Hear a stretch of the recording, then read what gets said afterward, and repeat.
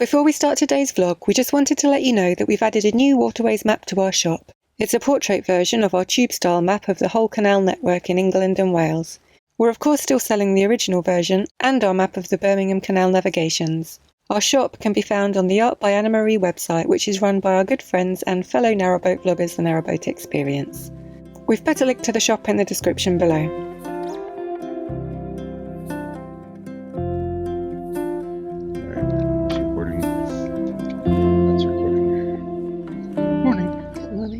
It is sweltering. It's not. It will be. Well, I've been in the engine bay and sticking my arm down the weed hatch. So maybe that's why I'm more sweltering. Yeah. But I'm feeling the swelter. So I think we're going to go to Gargrave. Is it called Gargrave? I believe so. It's basically the top of the hump. That's what I think. Yeah, because the Leeds and Liverpool goes north and then it comes south. And yeah. We're still on the northerly trajectory. Yeah. I think we're more than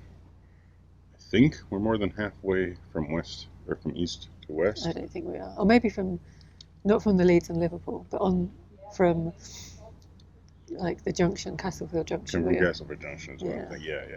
Okay, because Leeds and Liverpool starts officially at Leeds, so you're right.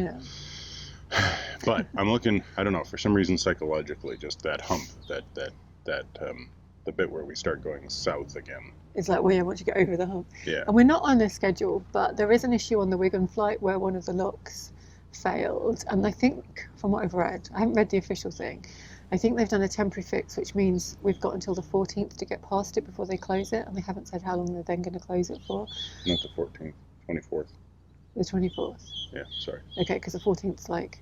very soon. 2 days time. We're not making it before the 14th. When you said 14th, I was like, and then I'm like, well, no, wait a minute.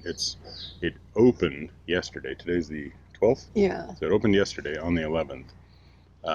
So what I read was that... Did you look up the Canal and River Trust? Yeah. So the Canal and River Trust thing is there's sort of multiple notifications. One of the posts failed. Right. So one of the gates was massively leaking because one of the posts completely failed.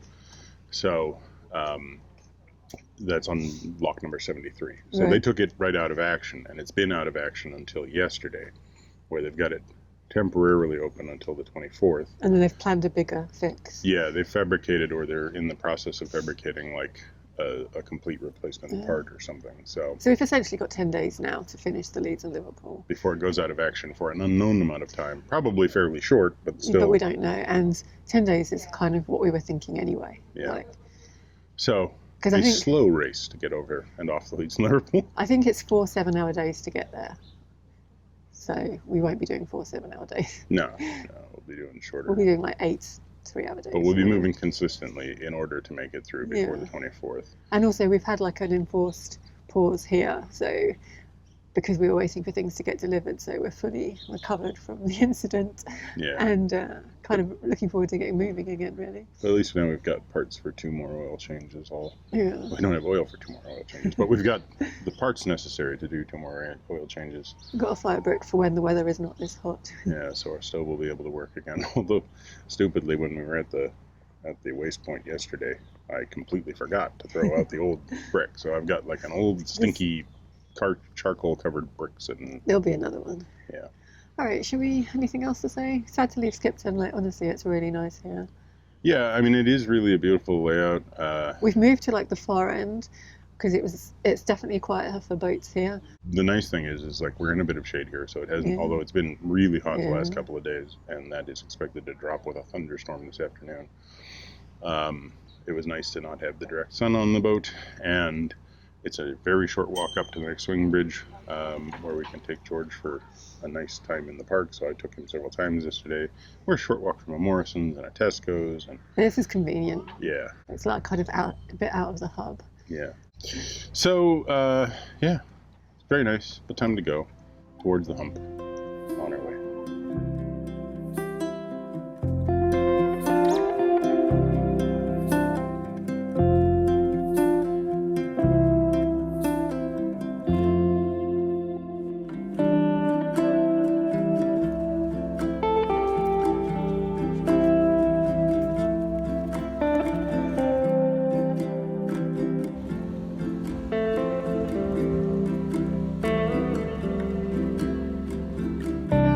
we were moored in Skipton, the GAWFLAT swing bridge was operated by a Canal and River Trust employee every day. We're not sure why, but we assume it's because it's difficult to swing.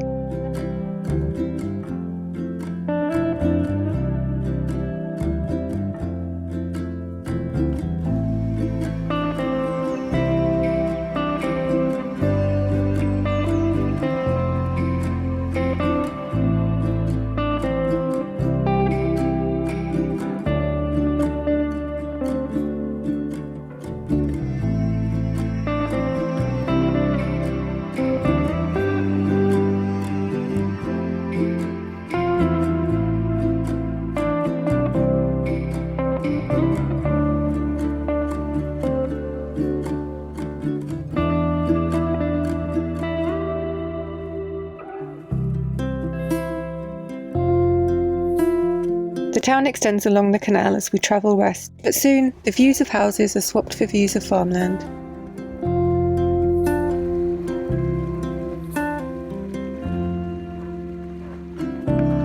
George is pretty intrigued by this bold town cat on the towpath. The cat, on the other hand, couldn't care less about George, and it's not moving an inch.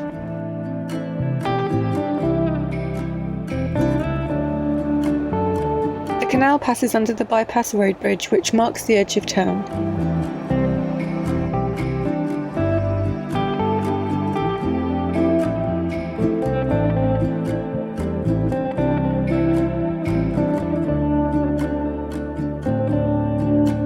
Unfortunately, I can't get this bridge to open more than a couple of feet, so I switched places with Michael, and with a fair bit of effort he manages to get it to swing all the way.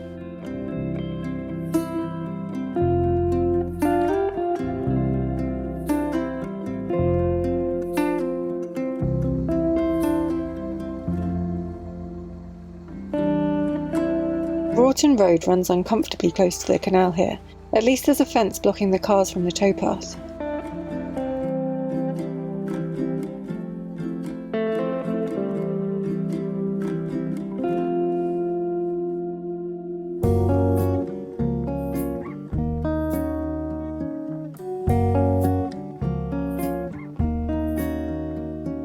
Here we're passing Niffanay Farm.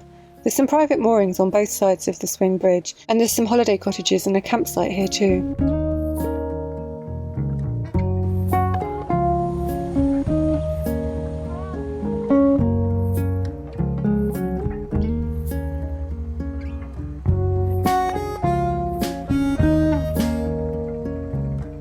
Dutch barges like Cloudy Bay always turn our heads. Not that we're in the market for one. The height and width would be far too restrictive for us, but we can still appreciate them from afar. I'd love to have a nose around inside one.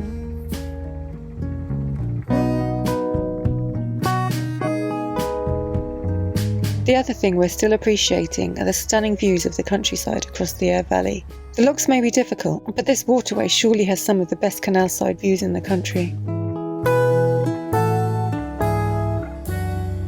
Winifred is also quite lovely, if a little unusual looking.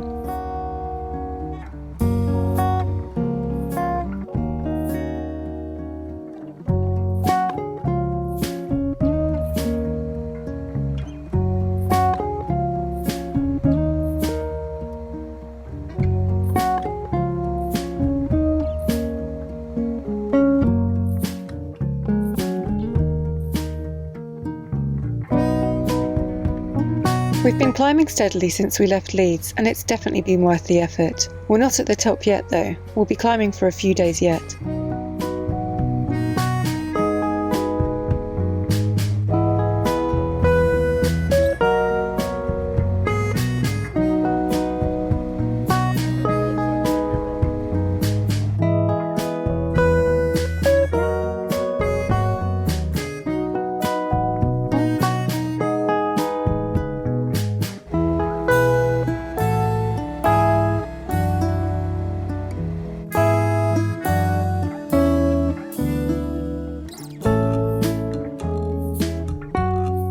The railway line runs almost parallel to the canal here, and we get a glimpse of a viaduct crossing the River Aire below.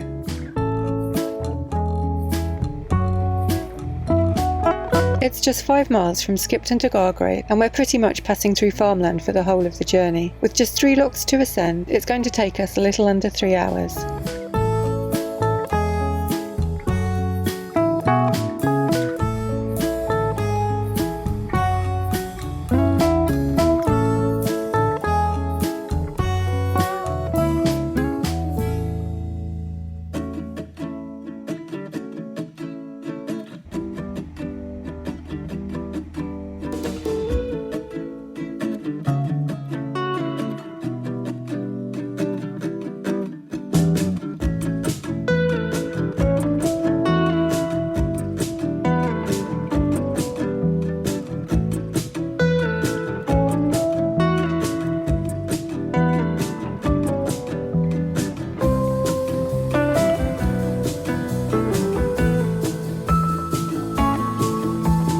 That's the A65 that runs north of the canal.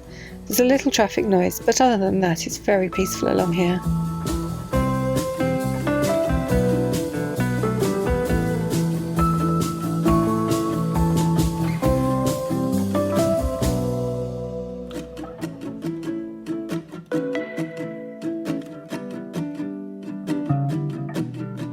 The canal's nice and busy with boats, but considering it's August, it's not too busy.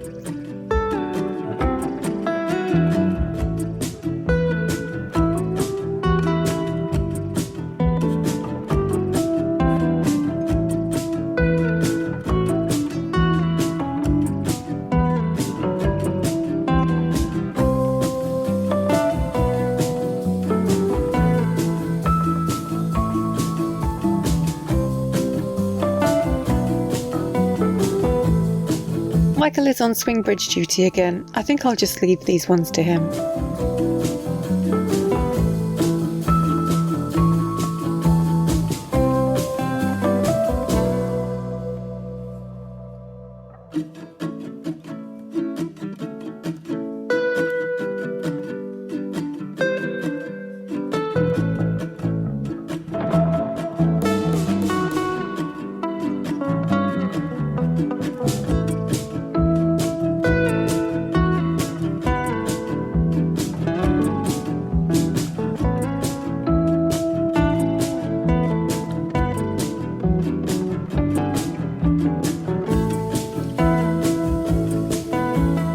Just under that bridge, which carries the A65 across the canal, is HOLME Bridge Lock. It's the first lock we've come across in the 17 miles since Bingley.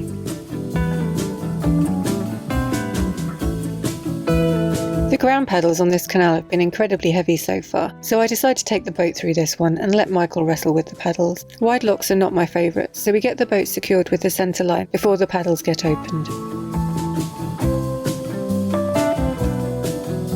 Disappointingly, the ground paddles aren't in operation, so Michael lets the water in slowly using the gate paddles, starting with the paddle on the opposite side to the boat. This should mean the incoming water holds the boat against the side of the lock rather than pushing it about too much.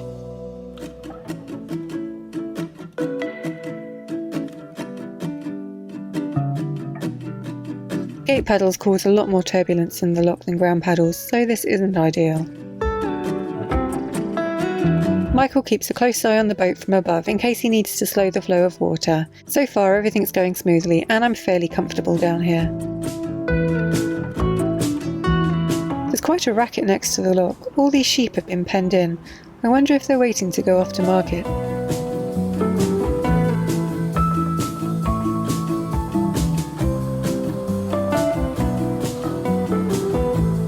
As we near the top of the lock, a boat arrives heading east. This is great timing, as it means they'll be able to come straight into the lock as we leave.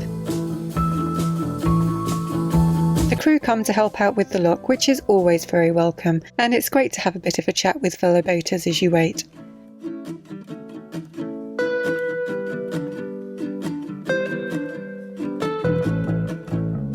And then another boat turns up, lucky for them as they'll be able to share the lock.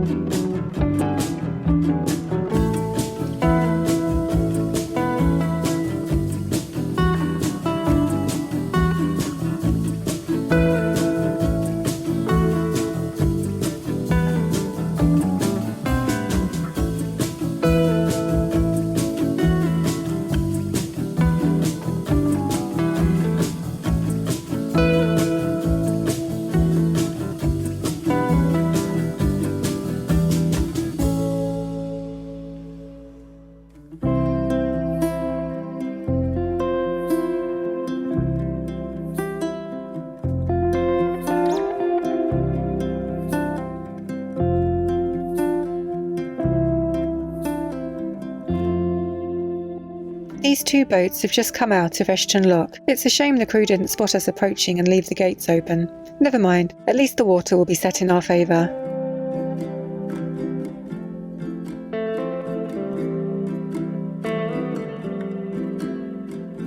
Except the top gates are leaking, and in that short time the water's raised just enough to prevent us opening the bottom gates. You can see it leaking out between the doors. Never mind, it'll just take a couple of minutes to empty again.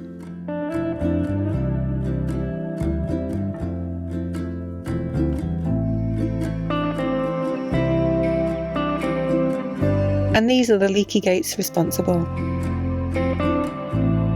I managed to get one of the ground paddles open on this lock. It's a clough style paddle, which essentially is a huge wooden lever that's lifted to open the sluice. To be honest, I'm not sure if it's pronounced clough or clough. No doubt I've got it wrong.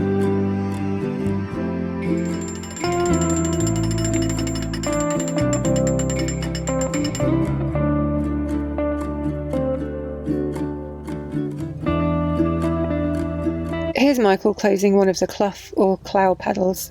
Incidentally, they're much easier to close than they are to open.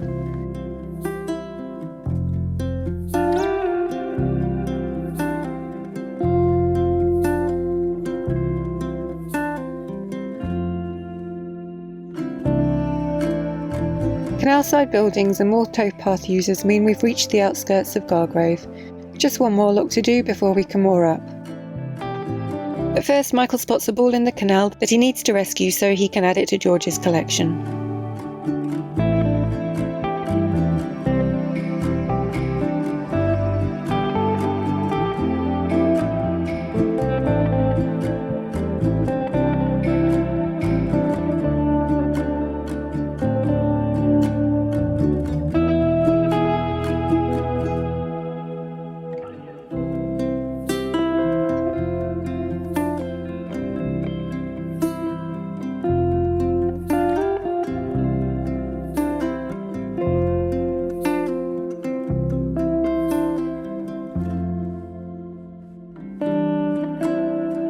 We find a little ice cream kiosk at the side of the lock, and it's such a hot day there's no way we can resist stopping for one.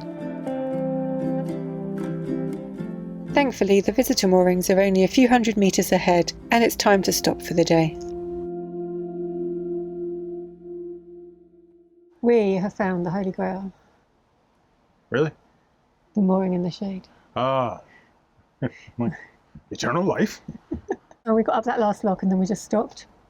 Used the El San and had an ice cream. Yeah. And then I was like, I'll walk ahead and see what the mooring's like, because we knew there were moorings and we didn't want to get to the next lock and miss them.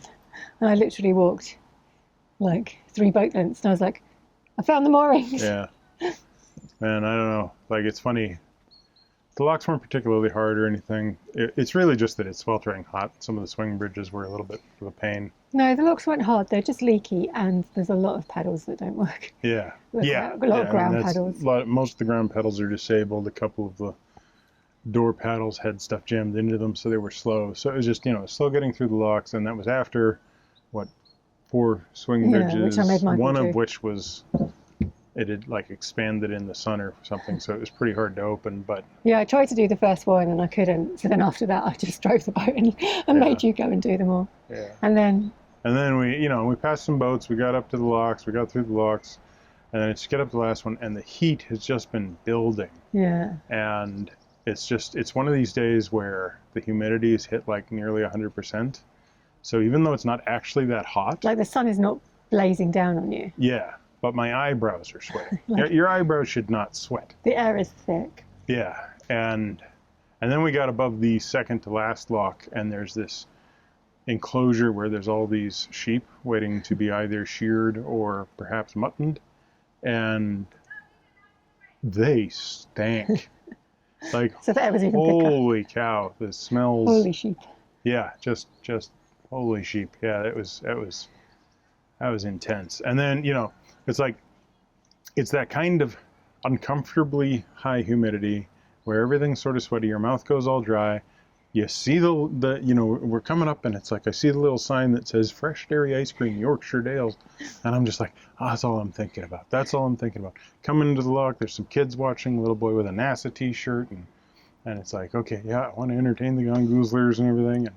And that's fun, but at the same time, I just want an ice cream. And then we get to the top, I push over to the side, and I'm stepping off the boat, ready, Joe. what do you want from the ice cream shop? And she's just like, oh, I thought you'd pull forward and put us onto the L stand, and we do the L stand and everything. My thing was, my hands were disgustingly dirty, and I really wanted to wash them before I had an ice cream. And Michael was like, "There's a cone. Don't eat the cone. It'll be fine." Do you remember when you were that thirsty in Gujarat, and someone came up to you with a cup of water, and I said, "Don't drink the water," and you were like, "I'll just drink the water," and then 3 days later you had giardia. 7 days later, but yeah, and I had no choice. It was one of those. This guy comes up and offers me water, and I'm like, I know that is death. I cannot not drink it. It was in this stainless steel cup, and the water was glistening, and the sun was like bouncing off it. Yeah. I managed to say no, but I was like, Michael, you're going to regret that. We were like a third of the mile up a mountain to a temple in Gujarat, and then afterwards, the man said 10 rupees. Yeah, of course he did. And I'm like, sure, whatever, man. That's the best 10 rupees I've ever spent for Giardia. You just paid for Giardia. I just paid for Giardia. Yeah. George! And it's true. George, come here. It's true. I spent 10 rupees, to ensure that I was going to end up spending a week in a bathroom. So yeah, it's just another one of those situations where I knew my hands were disgusting from the locks. Yeah. So she was right. But I you were wanted not that happy ice with cream. me. I was not happy. But we could have just carried on for like 100 meters, moored up, and then got the ice cream. True. Because right after I'd had the ice cream, after we were sitting having George had his bit of vanilla, I had my strawberry ripple, you had mint choc chip, and I'm just like, that's it, I'm done. I'm not moving. I ain't going nowhere. So just making it over here has exhausted me. I'm out of energy. I'm pretty surprised we found some shade. I'm glad we did. And like the moorings are completely empty. We just spoke to a guy who said that yesterday they were full, chock full. So. And okay, it looks like there's definitely sun over there and there's sun over there, but there's this patch about the exact length of our boat. It's covered by this dapply tree here. Looks like probably not a maple, but I don't know. It's got it's not going to keep us. leaves. It's not going to keep us cool, but it will keep us slightly cooler. Yeah, it's nice. And we heard about a river that we might go and swim in. You might. I'm spending the whole time. I'm lying down under a fan until it cools down. Oh yeah, we might go tonight. Okay, tonight's nighttime. Apparently the sky's going to be pretty good. There's a meteor shower up there. And apparently someone else said that above the next couple of locks, I don't know how many locks, the landscape just gets even more beautiful. Because the whole time along here, before we got to the locks today, I kept going, oh my God, it's so lovely. Oh my God, look at the view. Yeah, it has been just gorgeous. The interesting thing is we're over the hump. Oh wait, yeah, we've the point that is as far north is back there, about 2 locks back. So we've actually gone past the northernmost point on the Leeds Liverpool. Although we're still going uphill until the tunnel. Going uphill, but we're going south. So we are officially, I think, we've done exploring the furthest north part of the Leeds and Liverpool. We're going south again. Okay, so thanks for watching. Give us a thumbs up, comment down below, subscribe to Maximalist, Minimal Velocity. I don't know what the heck I'm talking about anymore. Hit that bell for notifications. Bye-bye. Maximalist, minimum velocity. That's what I had.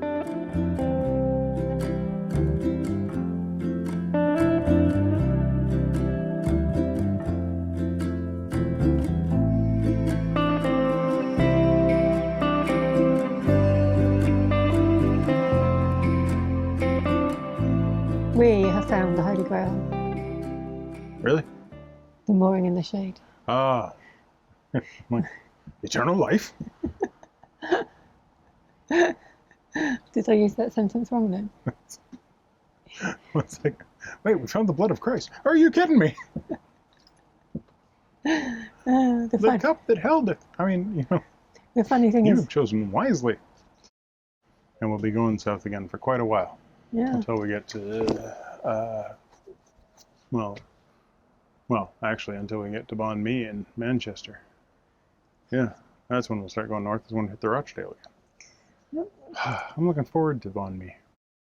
I'm delirious from heat and exhaustion, so we should probably just stop me rambling at some point. Let's go and get under a fan. Okay, sounds good. George is having Oh, that was funny. So there's a house back there. It's like a 3-story building, and it's like an architect's thing. And at the top of it, they've got an electric fan, and they've got this electric fan blowing they've got this electric fan blowing air out of a great big window.